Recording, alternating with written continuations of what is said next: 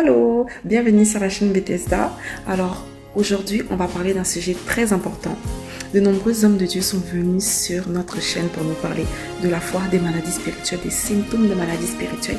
Et aujourd'hui, on va parler des offenses de l'âme. Nous nous blessons de plusieurs manières, nous nous offensons de plusieurs manières et nous ne prenons pas garde. Mais l'offense est terrible, l'offense est grave, l'offense est un poison.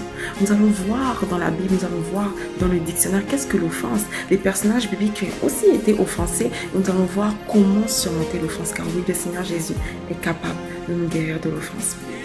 Alors que j'étais en train de préparer le texte, alors que j'étais en train de réfléchir à ça, le Saint-Esprit m'a donné une pensée. Il m'a fait comprendre que de la même manière qu'on reçoit des coups, d'accord, sur notre corps, ça laisse des traces. Donc ça peut laisser des blessures, des ecchymoses, d'autres ont des blessures ouvertes, d'autres ont des blessures plus ou moins graves. C'est de la même manière que quand on est offensé, l'âme aussi reçoit un choc, elle reçoit un coup. Donc ton âme devient froissée, d'autres ont des blessures et ça laisse en fait des traces. Et ces traces-là, c'est ça l'offense. Nous allons aller un peu plus loin. Donc, nous allons voir deux mots, puis ensuite, nous allons aller dans le dictionnaire pour mieux comprendre c'est quoi l'offense. Alors, dans la Bible, on parle de deux mots pour parler de l'offense. Il y en a un autre, mais nous allons nous focuser que sur ces deux-là.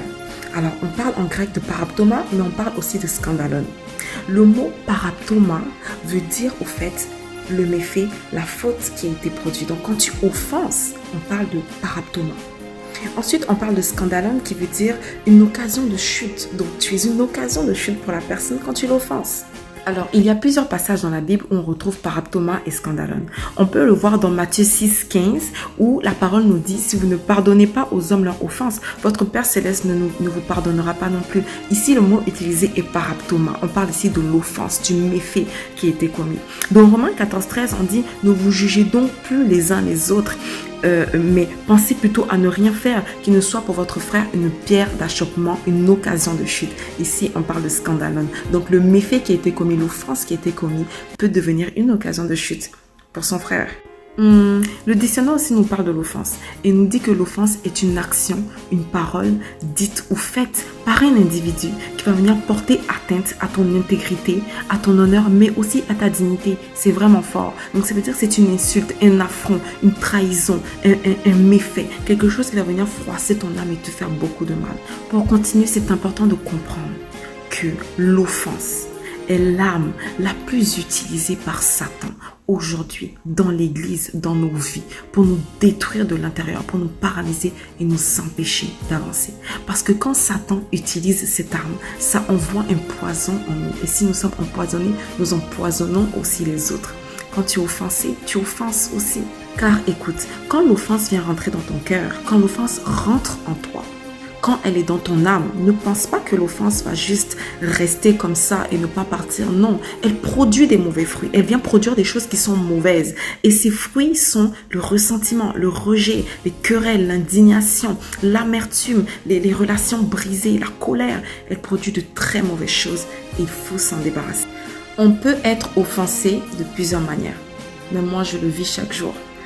On peut être offensé par un frère, on peut être offensé par une sœur, on peut être offensé à l'église, au travail, dans la rue, car on peut être offensé involontairement, mais aussi volontairement. Il y a des gens qui vont nous offenser de manière volontaire pour nous blesser volontairement, puis il y a d'autres qui vont nous offenser même sans s'en rendre compte. Mais le plus important aussi, c'est de savoir qu'est-ce que tu fais de l'offense quand elle vient.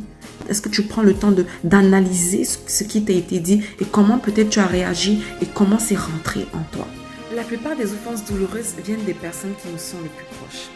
Ça ne veut pas forcément dire qu'on ne peut pas être offensé par une personne dans la rue qui nous insulte ou qui nous donne des coups ou autre. Non, on peut aussi être offensé par une personne, une inconnue. Ça existe. Mais la plupart des offenses qui nous arrivent et qui sont difficiles à endurer sont souvent des offenses des personnes qui nous sont proches, qui nous sont intimes.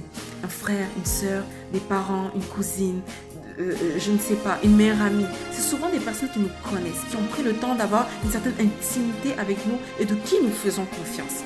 Donc notre cœur est plus à vif par rapport à ces personnes-là. Nous avons une attente vis-à-vis d'eux et quand ils trahissent cette attente-là, quand ils ne se comportent pas comme nous l'attendions, nous pouvons être offensés, nous avons mal.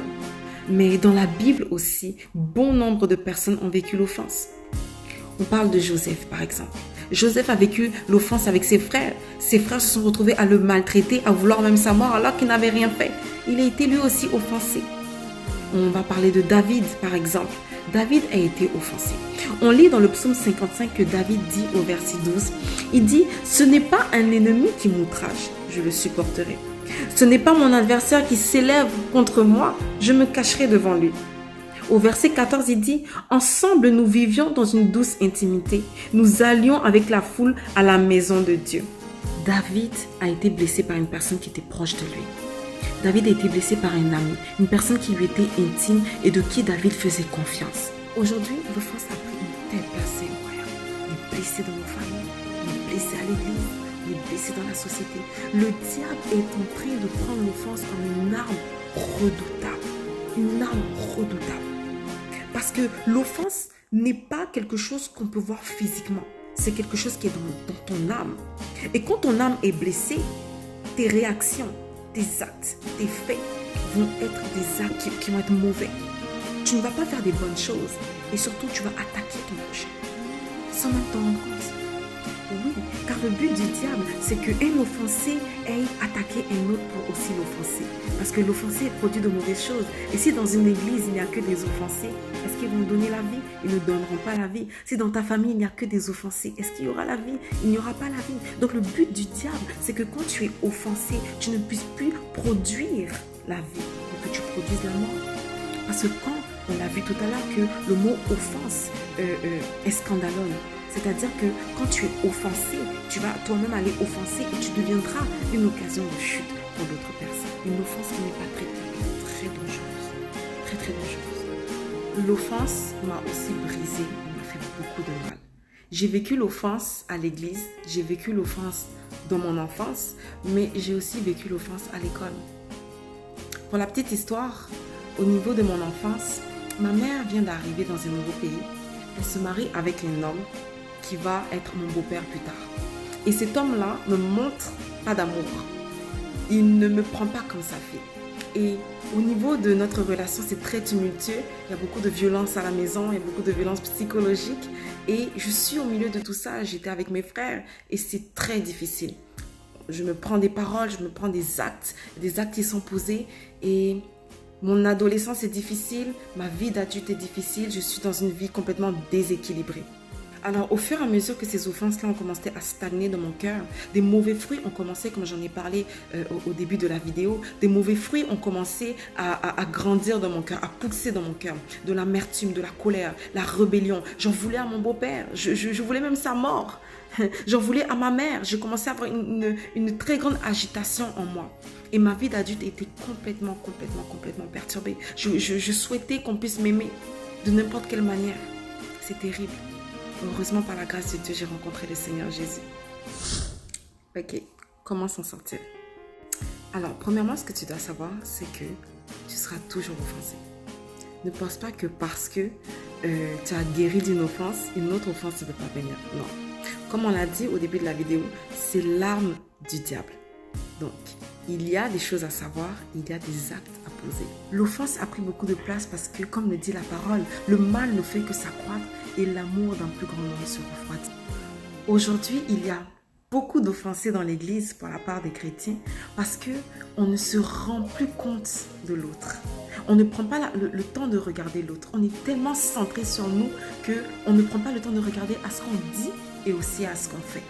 Et souvent, pour ceux qui ont été blessés, que ce soit dans leur enfance ou même dans leur vie d'adulte, parfois, c'est quand on va avoir une certaine réaction vis-à-vis de certaines choses que d'autres vont nous dire « Mais pourquoi est-ce que tu réagis comme ça ?»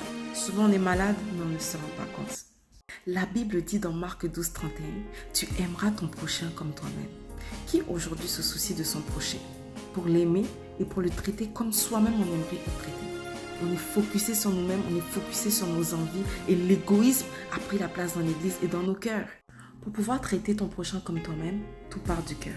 Il faut avoir un bon cœur, il faut avoir un cœur en bon état, il faut être guéri, il faut être restauré. Parce que si ton cœur n'est pas guéri, si ton cœur n'est pas restauré, si tu as encore des offenses, des choses que les gens t'ont fait, les choses que tes parents t'ont fait, tu ne pourras pas aimer ton prochain comme toi-même. Tu ne pourras pas le traiter comme Dieu veut que tu le traites. Donc déjà, pour guérir de l'offense, tu as besoin d'abord que Dieu vienne guérir ton cœur. Il faut une rétrospection, il faut que Dieu puisse te sonder. C'est avec l'amour de Dieu qu'on arrive à aimer son prochain. Mais est-ce que Dieu peut remplir un cœur qui est complètement fissuré, un cœur qui est complètement abîmé, un cœur qui est atrophié? Non.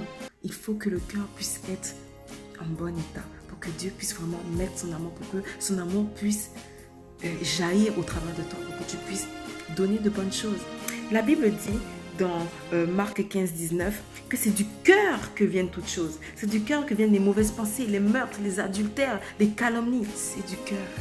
Et c'est aussi comme ça qu'on va pouvoir accomplir ce que dit 1 Corinthiens 10, 24 qui dit que personne ne cherche son propre intérêt, mais celui de l'autre. Si on est occupé à chercher l'intérêt de l'autre, on ne va pas le blesser sciemment. On ne va pas le blesser volontairement. Si on a laissé Dieu regarder notre cœur, si on a pris le temps de pouvoir guérir dans notre cœur, on ne va pas blesser l'autre sciemment. Marcher dans l'amour. Est-ce que tu marches dans l'amour? Est-ce que je marche dans l'amour? Nous devons nous efforcer chaque jour de marcher dans l'amour. Regarde, dans Jean 13, 34, la Bible dit « Je vous donne un commandement nouveau. Aimez-vous les uns et les autres, comme je vous ai aimé vous aussi. Aimez-vous les uns les autres. Ceux-ci tous connaîtront que vous êtes mes disciples. » L'autre qui est en face de toi a besoin de l'amour de Jésus-Christ. Il n'a pas besoin d'être offensé. Que donnes-tu? Tu donnes la vie ou tu donnes la mort? La Bible dit dans Éphésiens 4,29 qu'il ne sorte de votre bouche aucune parole mauvaise. Mais s'il y a lieu, quelques bonnes paroles qui servent à l'édification. Communiquez une grâce à ceux qui l'entendent. Tout ce que nous faisons doit donner la vie à notre peuple. Encore en Éphésiens 4,27, ne donnez pas accès au diable. Donc, on peut donner accès au diable en offensant, mais aussi en étant offensé. Pourquoi? L'offense rentre, elle produit des dégâts. Mais quand tu offenses aussi, ça produit des dégâts. Et pour terminer, pour surmonter l'offense, il y a aussi des actes à poser, il y a des choses aussi à faire. Quand l'offense rentre, que fais-tu de l'offense? Est-ce que tu la reçois ou est-ce que tu la rejettes? Donc, premièrement, il y a le fait aussi d'en parler. La Bible dit que quand tu as un problème avec ton frère, va le voir et dis-lui ce que tu as dans ton cœur. Donc, il y a aussi le fait, quand tu es offensé, de pouvoir dire à ton frère avec sincérité et dans la vérité et surtout dans l'amour, « Frère, tu m'as offensé, j'ai été blessé » et régler la situation. Si ce n'est pas possible, tu peux bien sûr aller devant Dieu et dire au Seigneur, « Seigneur, cette situation m'a offensé. » Il dit dans sa parole, dans 1 Pierre 5, 7, « Déchargez-vous sur lui de tous vos soucis car il prendra soin de vous. » Le Seigneur entend, le Seigneur sait. Le Seigneur sait que la situation t'a blessé, que ce frère t'a blessé. Mais tu dois le dire pour que l'offense puisse sortir.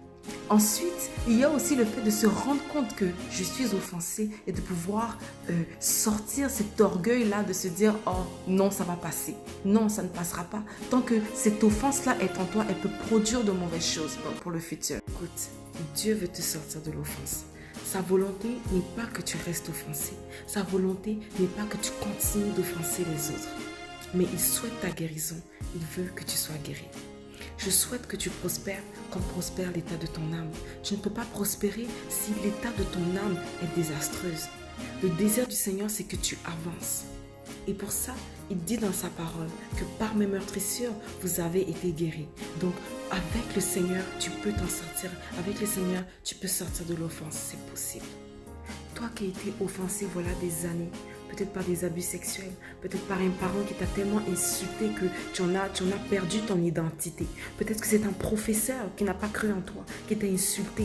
Peut-être que c'est une sœur, un frère qui t'a dit des mauvaises choses, qui t'a fait des actes cruels. Tu as subi des trahisons. Mais le Seigneur Jésus ne veut pas que tu restes dedans. Ce n'est pas sa volonté. Il veut te guérir. Écoute ce que dit la parole de Dieu. Jésus-Christ veut consoler ceux qui ont le cœur brisé. Jésus-Christ veut consoler ceux qui sont affligés. Ésaïe 61, 13. L'Esprit du Seigneur est sur moi, car l'Éternel m'a oint pour porter une bonne nouvelle aux malheureux. Il m'a envoyé pour guérir ceux qui ont le cœur brisé. Alléluia. Pour proclamer aux captifs la liberté et aux prisonniers la délivrance. Pour consoler tous les affligés, pour leur donner un diadème au lieu de la cendre, une huile de joie au lieu du deuil et vêtements de louange au lieu d'un esprit abattu. Il n'y a aucun fardeau que le Seigneur Jésus-Christ ne puisse porter. Aucun fardeau qui a duré des années dans ton cœur que Jésus-Christ ne puisse guérir. Impossible. Pour aller de l'avant, et toi qui passes ton temps à blesser les autres, tu as aussi besoin de cette huile de joie parce que tu es malade. Tu es malade dans ton âme. Et tu dois guérir. Tu as besoin de cette guérison. Beaucoup dans l'église, dans la société où nous ne sommes pas conscients que nous sommes malades. Nous portons nos blessures de notre enfance, de notre vie d'adulte, de notre adolescence. Et nous passons notre temps à nous blesser les uns les autres. Et nous sommes dans les mains du diable, une arme redoutable. Parce qu'une église qui est complètement avec des handicapés, avec des personnes blessées, une église qui porte des blessés, on ne peut pas aller de l'avant. Mais au lieu de regarder aux autres, au lieu de regarder à ce qui est autour de nous, nous devons nous regarder nous-mêmes. Va chez le docteur Jésus-Christ afin qu'il puisse te sonder. David a dit, Seigneur, sonde mon cœur. Est-ce que nous prenons le temps de demander au Seigneur de sonder notre cœur? Prie maintenant que tu reçoives ta guérison. Qu'au lieu de l'affliction, tu puisses recevoir une huile de joie. Je prie que là où tu es, pendant que tu as regardé ce message, que le Seigneur puisse te guérir, que le Seigneur puisse te toucher et que tout ce qu'il y a dans ton cœur puisse tomber dans le nom de Jésus. Reçois ta guérison.